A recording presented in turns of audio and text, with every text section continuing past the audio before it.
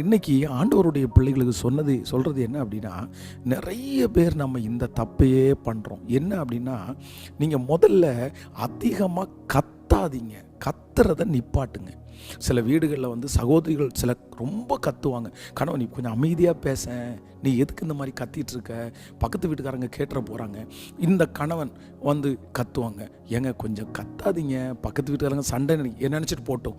ஆண்டவருடைய பிள்ளைகளை கத்துறவங்க பொதுவாக யாருன்னு மற்றவங்க நினைக்கிறாங்கன்னா, உங்களை ரொம்ப பலவீனமானவங்களாக நினைப்பாங்க.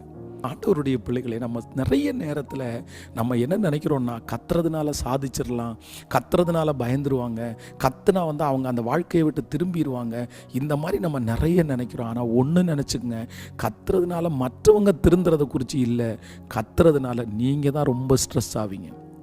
கத்துறதுனால உங்கள் மனநிலைமை தான் பாதிக்கப்படும். நீங்கள் இப்படி கத்திட்டே இருந்தீங்கன்னா கடைசியில் அவங்க என்ன பண்ணுவாங்கன்னா, நமக்கு வந்து ஒரு முடிவே பண்ணிடுவாங்க. இவன் ரொம்ப பலவீனமானவா, இவன் ரொம்ப பலவீனமா, அப்படி முடிவு கட்டிடுவாங்க. அதனால இன்றைக்கு இந்த ஞானம் உங்களுக்கு பிடிச்சிருந்ததாக இருந்தால் கண்டிப்பாக ஜெபம் பண்ணுங்க. ஆண்டவரே, இனி நான் அமைதியாக சாதிப்பேன், அமைதியாக இருப்பேன். Okay, right. நம்ம இப்போ கத்துறதுனால என்ன நடக்க போகுது, இந்த மாதிரி நீங்கள் நினைங்க. ஆண்டவர் உங்கள் கூட இருப்பார்.